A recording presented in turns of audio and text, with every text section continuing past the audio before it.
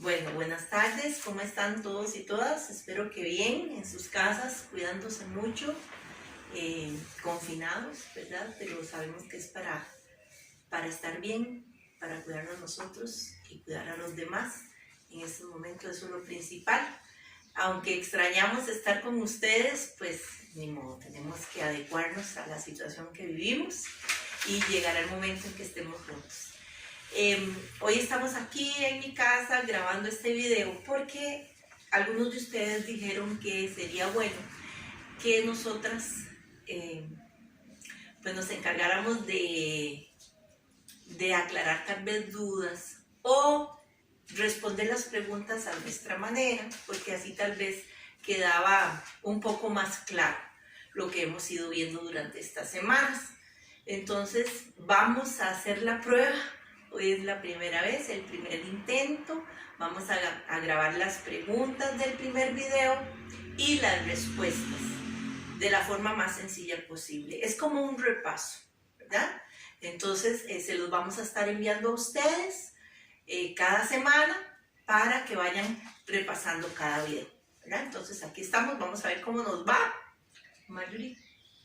Bueno, saludos, buenas tardes, deseando que sus familias, ustedes se encuentren muy bien y bueno, animarles a continuar aún en medio de esa situación y tener esperanzas de que pronto volveremos. Ok, entonces el video que vamos a ver hoy es el primer video. Marjorie me va a hacer las preguntas, yo voy a tratar de contestarlas y tal vez ampliar un poquito. No es nada del otro mundo, es simple y sencillamente, como les decíamos, un repaso, ¿verdad? Que lo estamos haciendo porque fueron algunos de ustedes que nos lo pidieron, ¿verdad? Entonces vamos a ver cómo resulta esto y como les decía, vamos a estárselos enviando por orden, ¿verdad? Tal vez el video 1, el video 2, no sé si esta primera semana, ahí cuando quede ustedes lo van a recibir. Sí, Marjorie me va a hacer la primera pregunta del video 1, de la primera semana, ¿verdad? Exacto, la primera semana, ¿verdad? Entonces, ¿cómo estaba compuesta la comunidad de Mateo? Ok, entonces recordemos. La comunidad de Mateo estaba compuesta por comunidades cristianas, principalmente judíos cristianas en Galileo. O sea, ¿qué quiere decir esto? Eran personas judías que se habían vuelto o que habían optado por seguir el movimiento de Jesús, pero en realidad sus raíces son judías, ¿verdad?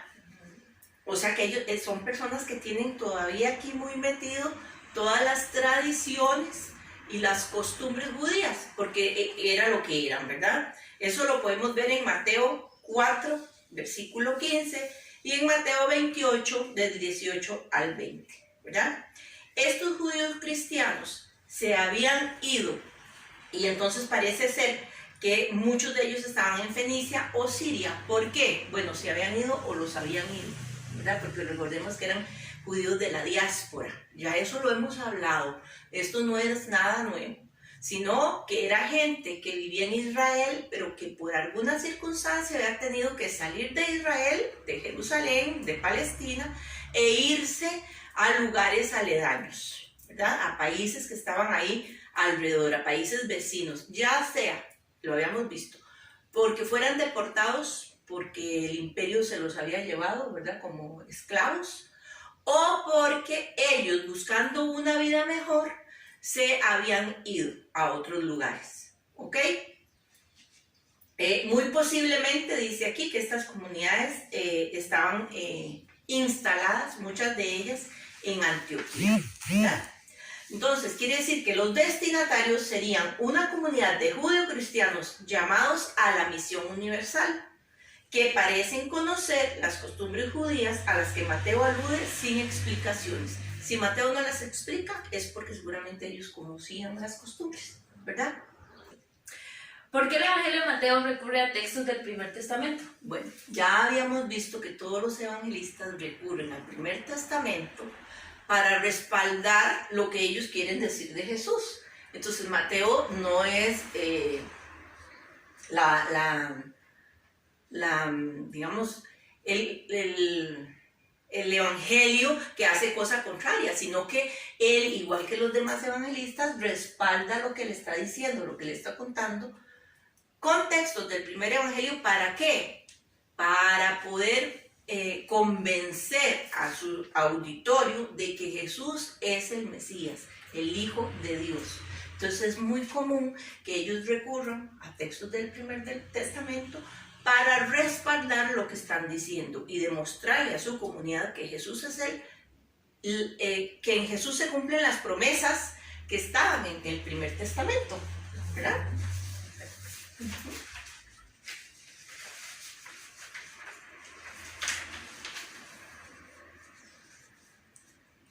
¿Por qué el Evangelio de Mateo fue el más utilizado en los primeros años de la iglesia? Ok.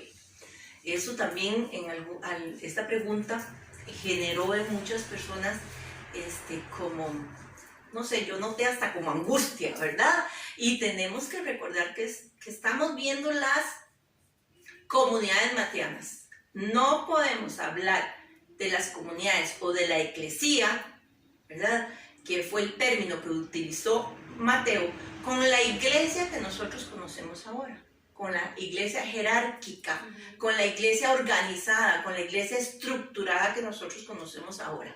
Precisamente esta formación es para tomar espacio y comprender a las comunidades desde sus inicios, que por supuesto no iniciaron como nosotros conocemos la iglesia ahorita, ¿verdad? Entonces, ese concepto de eclesía lo que significaba era comunidad, asamblea. El primero que utiliza este término es Mateo, ¿verdad? Y como Mateo también es muy litúrgico en su evangelio, entonces era muy utilizado en las primeras reuniones de las primeras comunidades. Y eso se fue como heredando, ¿verdad? Tanto es así que en nuestra iglesia el evangelio que más se leía era el de Mateo. Y habíamos dejado a Marcos ahí como relegado, ¿verdad? Hasta que se descubrió, porque recuerden que estos son estudios que se van haciendo muy recientes, descubrimientos muy recientes, porque la teología hasta ahorita, unos años para acá, se está desarrollando, especialmente nosotros los católicos, casi que podríamos decir que del Vaticano II para acá, 50 y tantos años, o sea, realmente muy pocos años. Entonces, con estos descubrimientos, se vio que más bien el evangelio que marcó o que fue la base, porque fue el primer escrito, fue el de Marcos. Y a raíz del de Marcos, los otros fueron agregando o quitando según la intencionalidad que quisieran, ¿verdad? O que tuvieran. Entonces, Mateo es el único que utiliza la palabra eclesía en el evangelio. Desde los padres de la iglesia en el siglo II, III, IV y V, este evangelio fue muy querido, no solo porque utilizó la palabra eclesía, sino también porque tiene personajes únicos y exclusivos como Pedro, que va a ser un personaje muy controversial en este evangelio, y lo hemos ido viendo, ¿verdad? Para esta comunidad, Pedro juega un papel sumamente importante y nos va a remitir a los inicios de otras ramas del cristianismo. Recordemos, y esto es muy importante, que cuando hablamos de cristianismo, a veces metemos al cristianismo en un solo saco, y en realidad eran varios cristianismos. Todo mundo, o todos estos grupos, tenían una idea diferente de cómo era el Mesías que estaban esperando, igualito que nosotros ahora, ¿verdad? Uno puede decir, ay, pero ¿cómo? Miren, igual somos nosotros ahora. Nosotros todos somos cristianos, pero todos católicos, evangélicos, bautistas, pentecostales, tenemos ideas diferentes de Jesús. Entonces no podemos decir que en este momento, ni antes, los cristianos pensaban todos igual. No, tenían imágenes y expectativas diferentes del Mesías. Por eso costó tanto, ¿verdad?, que le creyeran a Jesús. Ok. Listo. ¿Cuántos discursos hay en el Evangelio de Mateo y qué representan? Ok. Entonces recordemos que el Evangelio de Mateo está haciendo alusión al Pentateuco. Eso ustedes se lo tienen que aprender ahí de memoria. Siempre que ustedes piensen de Mateo o hablen de Mateo, Piensen, Mateo está haciendo alusión al Pentateuco. ¿Y Pentateuco qué quería decir? Penta, 5, y teuco, rollos o libros. Entonces los primeros 5 libros o rollos del Primer Testamento. Entonces Mateo lo que hace es cómo hacer una copia de la estructura del Pentateuco en su propio evangelio, ¿verdad? Entonces esta estructura está dividida en 5 grandes discursos, haciendo alusión al Pentateuco para mostrar que Jesús es el nuevo Moisés. Recuerden la importancia que tenía Moisés para el pueblo de Israel. Entonces, el nuevo Moisés, el que nos va a liberar, como Moisés liberó de la esclavitud a Israel, es Jesús. Así como 5 libros son la ley de Moisés, 5 son los discursos de Jesús. Entonces, esos 5 discursos están representando a los 5 libros del Pentateuco. Y los recordamos. El primer discurso es el Sermón en la Montaña, las bienaventuranzas, el contenido y las exigencias del reino anunciado, y como contrafigura de la ley de Moisés. El segundo discurso es el discurso misionero, la misión de los discípulos como la de su maestro, la prefigura de la futura misión. Y esa misión que tuvo Jesús es la misma que le deja a sus discípulos y por tanto es la misma que nos hereda a nosotros. Entonces el compromiso, la responsabilidad, toda la misión entera es exactamente la misma que se les dejó a ellos que a nosotros hoy. Y nosotros tenemos ese mismo compromiso y esa misma responsabilidad. A veces queremos dejar esa responsabilidad y ese compromiso solo para los discípulos. No, también nosotros somos discípulos y discípulas de Jesús. Y tenemos que hacer frente a la misión que Jesús nos dejó. Lo que pasa es que es en total libertad, no es obligación. Entonces el reino o el anuncio de la buena noticia se recibe o se rechaza. Pero si se recibe tiene que ser con la responsabilidad del caso, ¿verdad? Luego está el tercer discurso, que es el discurso sobre el reino, y contiene 7 parábolas donde explica, donde quiere explicar qué es el reino de Dios, porque en realidad Jesús nunca explica realmente qué es el reino, lo que hace es compararlo. Si no da una definición exacta. Exacto. Él lo que hace es tirar una parábola, tirar una comparación, y nosotros somos los que tenemos que tomar el criterio, ¿verdad? Por eso, precisamente con estos videos estamos buscando que tengamos criterio propio, porque lo que hacemos siempre es repetir lo que otros repiten y no estamos entendiendo realmente cuál es nuestra misión o qué fue el mensaje verdadero que Jesús dijo. Y cuando leemos la Biblia en forma literal podemos caer en estos errores, ¿verdad? Entonces lo que estamos buscando con estos talleres desde hace mucho tiempo es que nosotros podamos leer la Biblia con el sentido original, sacarle la esencia, no leerla literalmente, sino entender que detrás de cada texto hay simbología y que tenemos que conocer el contexto para luego traer el mensaje al hoy, ¿verdad? Eso es muy importante. Si no tenemos eso claro, vamos a seguir cayendo en la tentación de leer los textos en forma literal, y eso es muy peligroso. Bueno, el cuarto discurso es el eclesiástico o litúrgico, que era lo que yo les decía, que por esta razón fue que el Evangelio de Mateo se utilizó durante mucho tiempo como el único, porque era el que servía en las liturgias, en las misas.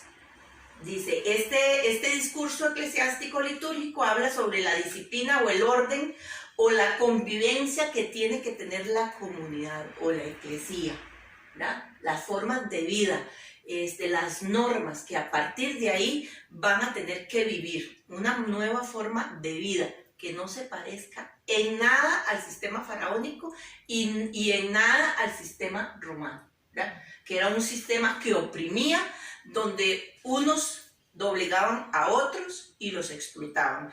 No, lo que busca Jesús es una nueva sociedad con nuevas relaciones donde todos y todas seamos iguales, ¿verdad? Y que haya justicia, por supuesto. El quinto es el discurso escatológico, o sea, enseñanzas y parábolas sobre la vigilancia. Por ejemplo, la última cena, con el arresto de Jesús, el juicio, la muerte y la resurrección de Jesús, así como la misión de los discípulos. Recordemos que escatológico quiere decir de los últimos tiempos, pero no podemos hablar, cuando hablemos de escatológico, por favor no pensemos en el fin del mundo.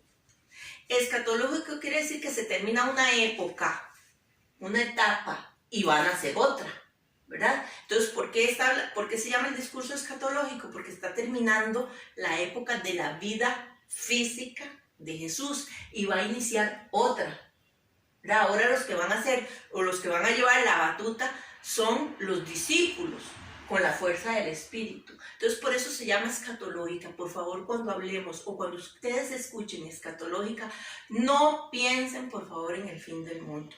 Piensen en el fin de una época. Por ejemplo, vamos a hablarlo con la pandemia que estamos viendo en este momento, que tenemos la esperanza que pronto pase. Entonces, estamos hablando de un tiempo escatológico. ¿Qué quiere decir esto?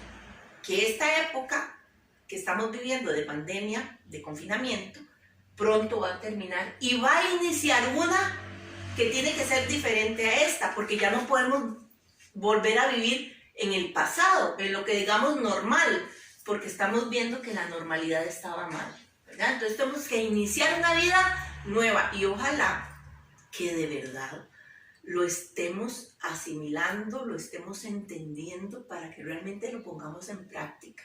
Porque si esta crisis que estamos viviendo la estamos pasando y dentro de un tiempo volvemos a nuestra vida, ¿verdad?, común, de poder salir, de poder abrazar a la gente, de poder reunirnos, y no nos ha quedado una enseñanza, de nada valió, no hemos aprendido nada, ¿verdad?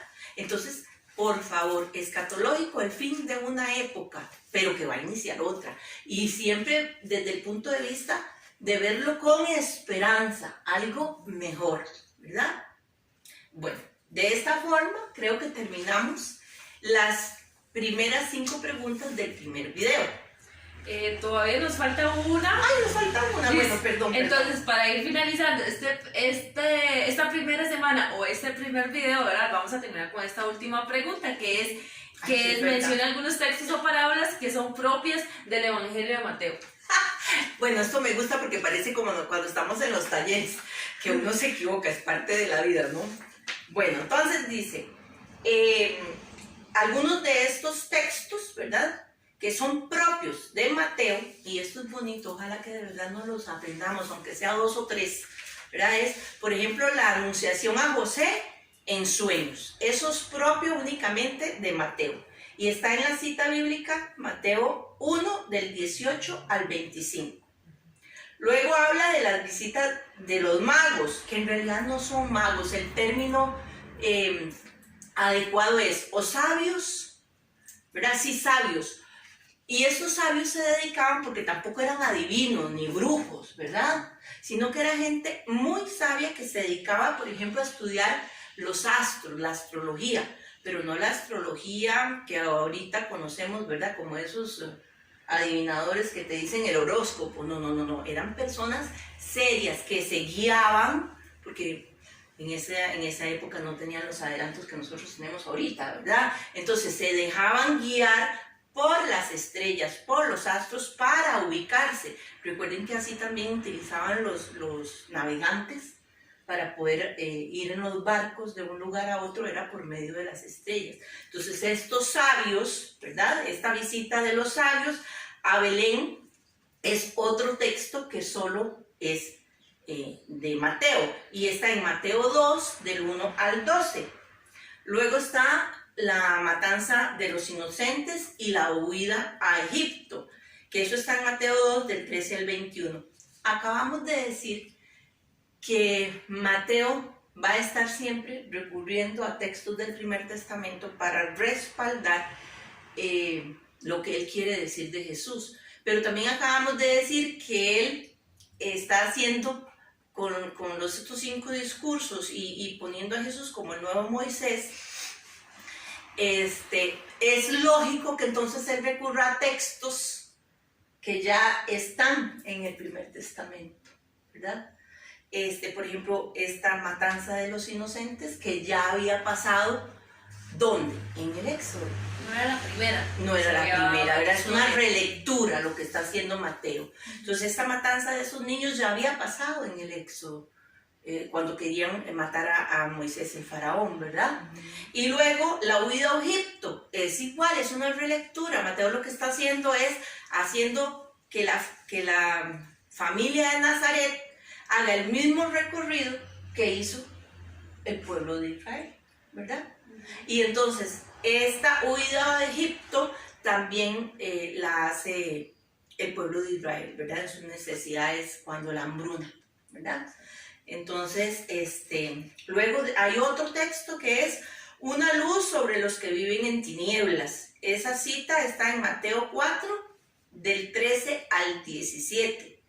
Luego la versión materna de los bienaventuranzas, que recordemos que también Lucas tiene sus bienaventuranzas, sus propias bienaventuranzas, su versión. Son versiones diferentes. Una de las diferencias es que para Lucas las bienaventuranzas se hacen en un llano, en el llano. Y para Mateo, como la montaña es muy importante para Mateo, se hacen en la montaña, ¿verdad? Bueno, hasta acá este primer video. Espero que haya evacuado dudas y ahí algunas cosas que hemos comentado con esta primera semana las vamos a seguir retomando en los siguientes videos o en las siguientes semanas. Claro, de eso se trata. Entre más repasemos, entre más repitamos, entre más aprendemos, ¿verdad? Quisiéramos, antes de terminar este primer video, invitarlos a seguir participando, invitarlas a seguir participando. Porque a mí, digamos, a veces me duele ver que hay un grupo de 30 personas y solo están participando 5 o 4. Como hay grupos que están participando casi todos, ¿verdad? Y la única forma de aprender es ponerme a responder las preguntas. Es la única forma. Y más, si realmente decimos que estamos haciendo lectura comunitaria de la Biblia, entonces tenemos que participar todos y enriquecernos entre todos. Porque si no, estamos otra vez haciendo una lectura individualista, ¿verdad? O dependiendo de lo que el otro o la otra me dice. Y entonces eso no me ayuda a tener yo un criterio propio. Pero entonces les invitamos a seguir, a continuar, a no desfallecer. En este camino estamos aprendiendo todos y todas, y la idea es seguirnos formando, que la palabra siga siendo la que nos convoca, la que nos empuja, la que nos dé fuerza para continuar, para podernos ver próximamente, para podernos abrazar, para poder disfrutar más plenamente de la vida. Tal vez ese es el momento en que estamos valorando muchas cosas que antes no valorábamos, como lo esencial, ¿verdad? Así que nos vemos en el próximo video y muchas gracias, que estén bien. Chao, nos vemos.